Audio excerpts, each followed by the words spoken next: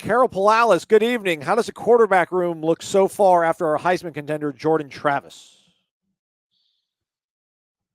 They did say a lot of nice things about Brock Glenn today. Norvell did. I thought he, reading Ira's, I guess, article talking about how Norvell talks about how easy he is to coach, how coachable he is, and he does make strides. I think if I remember Ira's observations from earlier today, the ball you were talking about that got intercepted by Rawls was a throw by Glenn. It was a very good throw that you can't give him.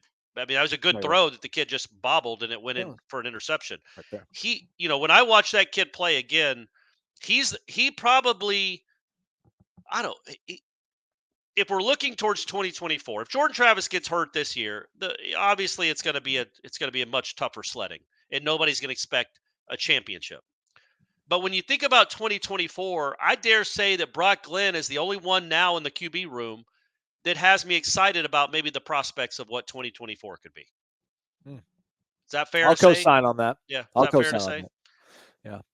Yeah. We also kind of need to remember too, man, that Jordan, this has been, again, I don't necessarily think progress is really like this beautiful incline linear thing, but man, Jordan has been that guy. I mean, Jordan has progressively gotten better every single year. So, for him to be gone next year and think that Brock Glenn can fill in that gap and, get things down. I don't know if he'll be at that level, but I'm excited to see where he'll be for sure, right? Yeah. Going through, whatever 14 more of these before they play LSU, and then an entire season's worth of practices, then a spring football session. It's possible that he could be in the mix for that. But again, I think I speak for both of us when I say that they'll kind of poke around the portal. I would imagine for that. Well, position. and the kid coming in will have a real shot, I think. You think Kromenhoek could Kromenhoek will true have a real freshman shot, could be? I think. Yeah. Okay. Yeah. Right. If they don't go get some, star out of the portal, I think Kromenhoek will have a real shot. But again, I like Glenn Rodemaker. He's shown what he can do, good and bad. The good is really good. The bad is really bad. We'd hope by this time the bad would have been sliced in half or sliced by 2/3. It still shows up a little too much for me, but there's nothing. He's also much better than he was at this time 2 years ago. So he's improved. Brock Glenn, I think, might be improved. Brock Glenn's trajectory might be a bit higher at this point, but he's also been here for, I don't know, man, 23 practices, 25 practices. Let's see what he looks like in the spring, and we'll know if he can really compete for the job in 24. Let's go back to Jordan Travis for Heisman. By the way, did you see Oregon put another billboard up in Manhattan for their guy? It says Bo and then Dacius below it. Yeah. It worked really well for Joey Harrington. I love it, man. I love it. Keep doing it, Phil Knight. Keep doing it. Yeah. For real, I'm being honest, man. Like that's gotcha. college football to me. Like, campaigning for your guy to win a Heisman and stuff. That stuff used to matter, but now it doesn't matter. Well, now we all see the games, and we got the condensed games, and we can watch everything for the whole week. Jordan Travis for Heisman asks, will Braden Fisk be the difference maker on the defensive line that we need? How will Darrell Jackson's waiver affect that group? Well, everyone's got to stay healthy now. Feels like, right?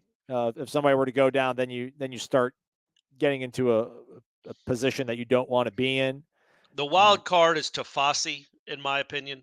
Briggs just too, man. Like but Fisk, we know what he is. You know what I mean? I think Fisk is not a wild card. Like, I think we know he is a all ACC caliber defensive lineman if he stays healthy, and we know what Lovett is. And Joshua Farmer is there.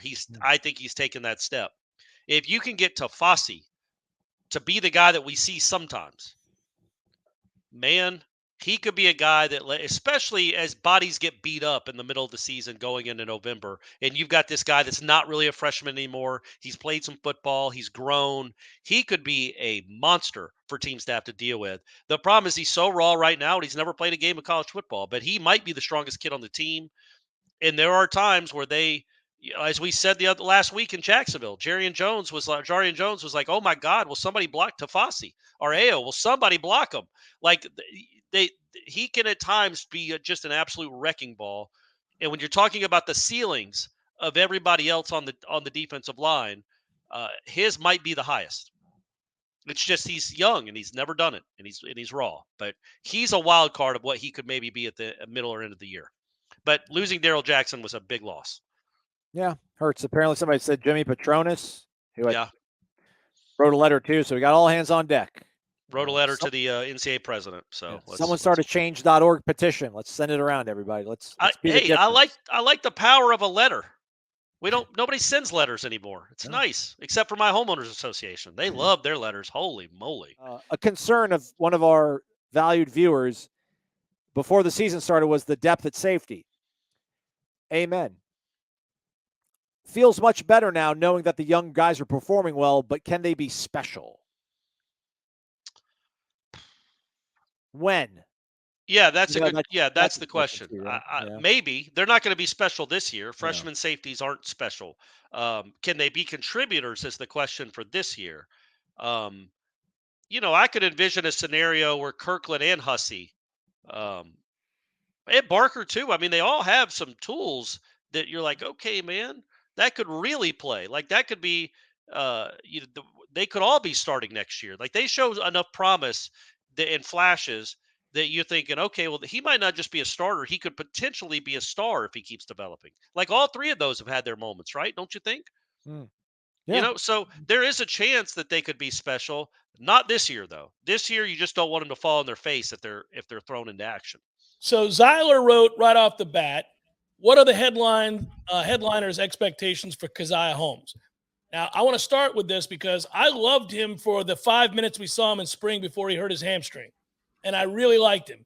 And then we couldn't talk about him because he missed most of the spring, at least missed in the sense that he couldn't be a full participant. Right. He had problems.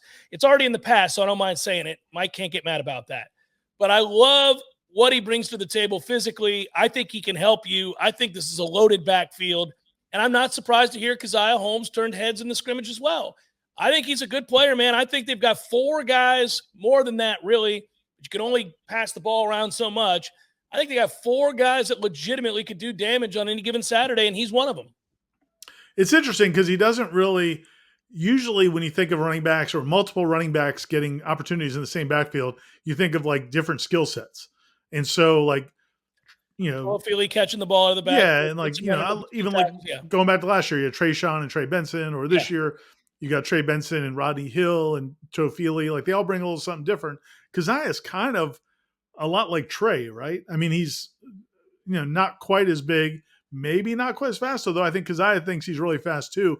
But that's, it's not like, that's the only thing about him is I don't know that I guess he spells Trey. I mean, he's kind of a, when you want to give somebody a blow, but that it's not, I don't know that he brings anything different to the party. What do you think, Corey? Yeah, I think what would be interesting about him is if Trey Benson got hurt, and we don't want that to happen, but if he was out for a game, Hill and Toafili have such different skill sets that it would be nice to still have a big bruiser back there with some burst that could get you, an 8-yard touchdown run or a 4-yard touchdown run, or hit one for 40, bouncing off guys. Like it's cool that you have that back there. I don't necessarily know where he would fit in if Trey stays healthy the whole year. And I think he's good. I agree with Jeff. And apparently he had a couple of big runs in Sunday night scrimmage.